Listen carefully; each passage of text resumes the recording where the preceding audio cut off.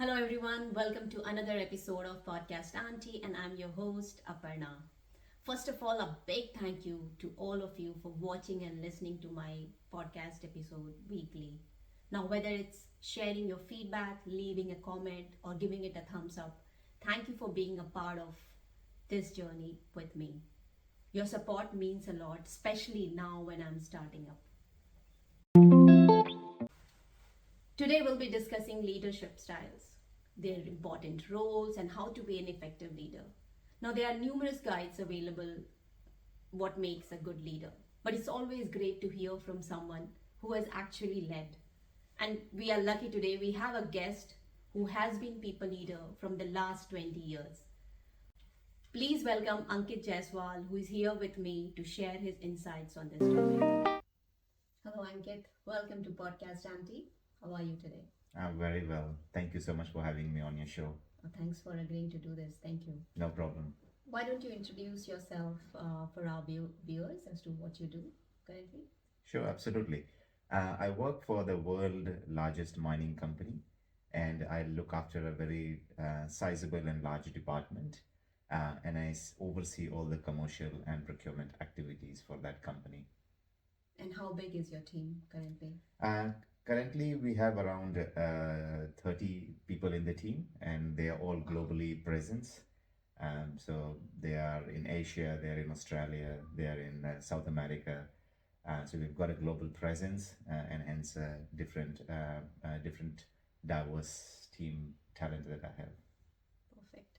So you have been a people leader from last 20 years, right? So how old were you when you first got this opportunity?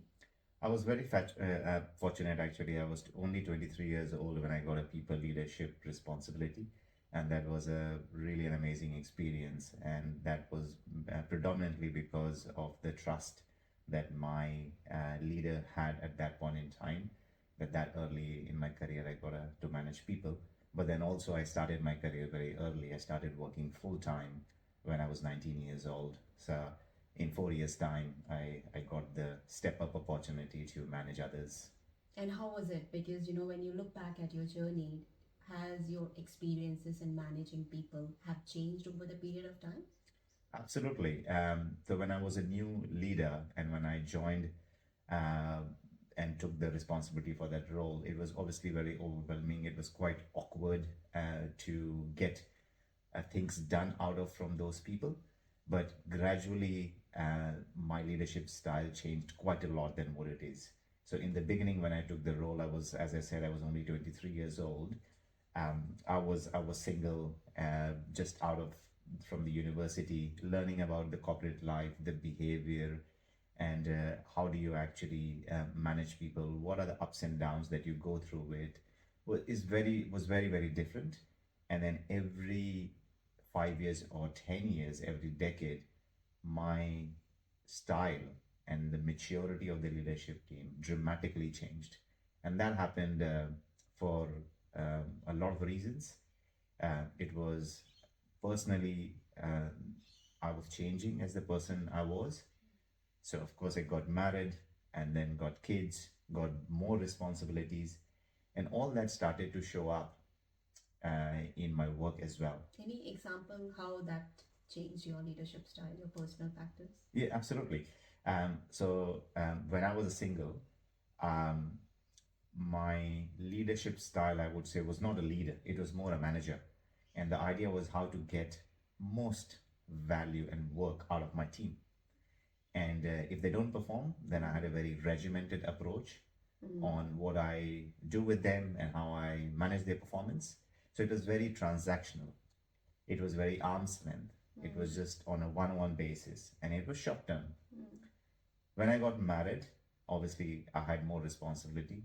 I had a family that I need to look after, and that wholesome, that genuine self started to reflect on my work as well, which means now I don't see the thing the way I used to look at people before. They were just not people who were working for me or working for an organization. They were just like me, who actually come in the morning and go in the evening and try to do their best. So if I have a broader responsibility, then I need to look after them completely. So when they come in the morning and go in the evening, it is just not what they are doing on that particular day, but what situation they have personally, what are the challenges they are going through, what are the other capability and the skills that they require. So that is what changed in me from a very, very transactional leader to a transformative leader. Mm. And that part of the change was uh, I would give credit to me starting a family and just feeling more responsible to what I was. The change then even further deepened when I got a kid, and the sense of responsibility that you went through the roof.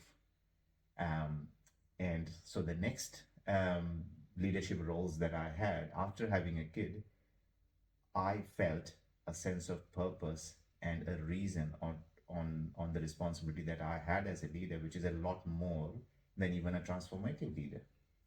It was all about taking care and building trust and connection and being authentic and being genuine. So every 10 years, I think that what happens to an individual on his personal or her personal life reflect on the work. Because when you come to work, it's just not who you leave everything behind. You come as any other human being, and you carry everything yourself. Oh, that's a very well point said. I never knew. So that made you a little bit more empathetic, and I think people who were coming to you, or people who didn't deliver much, you were trying to understand what is the reason beyond the work, like trying to understand if there's anything going wrong within the personal life. Is that how you started perceiving it? Yeah, absolutely. So for the first, I would say 10, 15 years. So when I was 23 and all the way from when I was 33 or 35, majority of the respect that I got as a people leader was about my intellect skill, my IQ.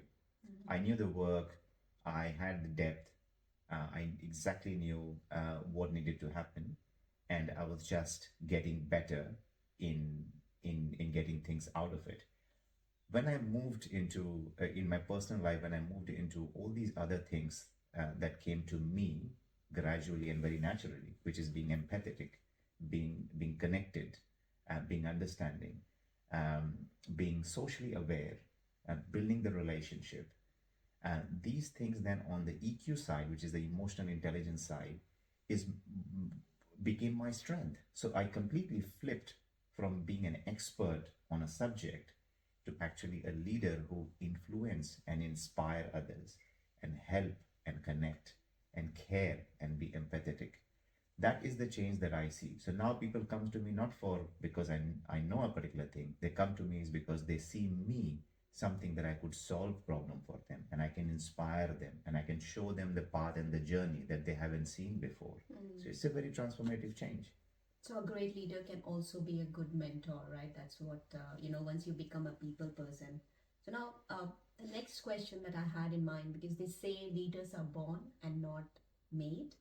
So were you, first of all, do you agree with this? And what do you think? Were you raised or you were born with a leadership skill? I would say it's yes and no. So this, when I was doing my management course, this was the most debatable topic that we did, and I never choose a side between whether they are born or they are made. I think it's a combination of both of it. Some of them absolutely get some skills inherited in them, and they are just born talented. Like you can be a good athlete, or you can be a good swimmer, or you can be a good sports person, or you can be very good in acting. Now, a lot of things come when you are born, but that need to be nourished, that need to be looked after.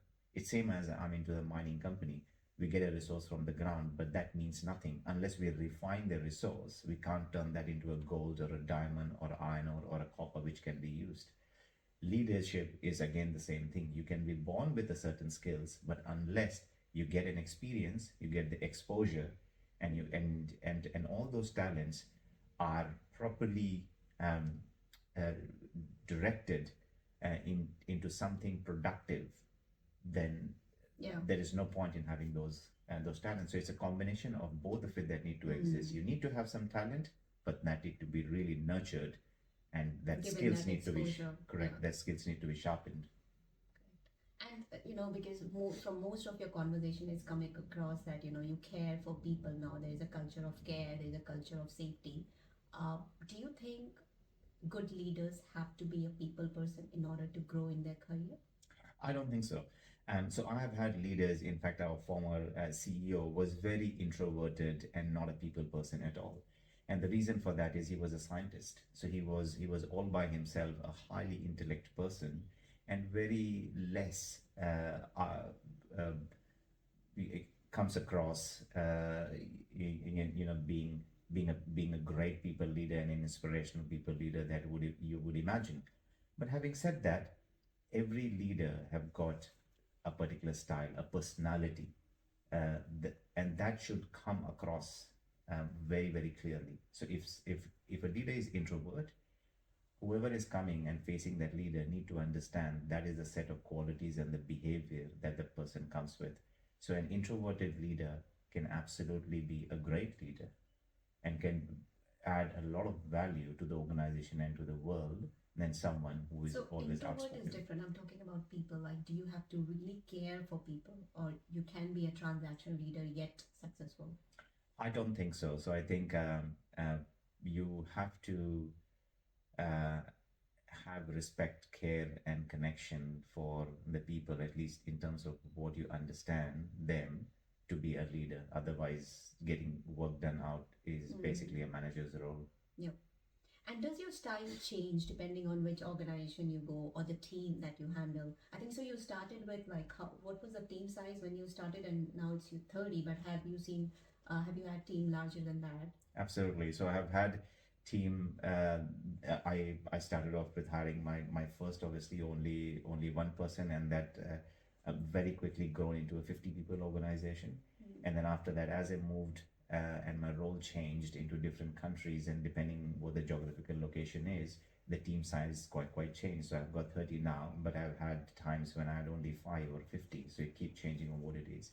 To your next question, yeah, absolutely. I think when you the leaders definitely demonstrate the culture that is there in a particular organization. So a same leader can behave very differently working for one kind of organizations to another. It depends what the objectives, what the strategic priorities, and what the culture is ingrained over there. Your basic fundamental of leadership doesn't change, but then your attitude, your priorities, how much time can you spend on leadership, it actually changes depending on how the organization's priorities are. Mm. And have you been lucky to have always been with a good leaders? I would say yes, I've been very fortunate to have most of my leaders. I would say I have learned something that they are good at. Now, leaders obviously they are any other human being. They comes with a few things that they everyone need to improve on and work on. But I focus on their strength, something that I can learn and develop myself rather than focusing on the things that they're not so good at. And that is a feedback that I always give to my leader on where they can improve. So it is a win-win situation where we are helping each other, where we're giving transparent feedback, and that is a continuous learning exercise that leaders need to go through. It is a skill that you have, and you have to keep it relevant and updated every year. Mm. And is there any tips like, of course, there's so many theoretical knowledge available in Google. We can find out, how to be an effective leader. But based on your 20 years of experience, what are those some tips? And if you can bullet it, for the viewers and for us so that we can learn from there. Definitely. The first one, I would say the most important thing is be authentic and genuine. Bring yourself when you come to work and just be yourself. That is something that I have learned, and a leader should never fake it. So you should not wear a mask when you come to office, and then you are a different person when you are meeting up for drinks.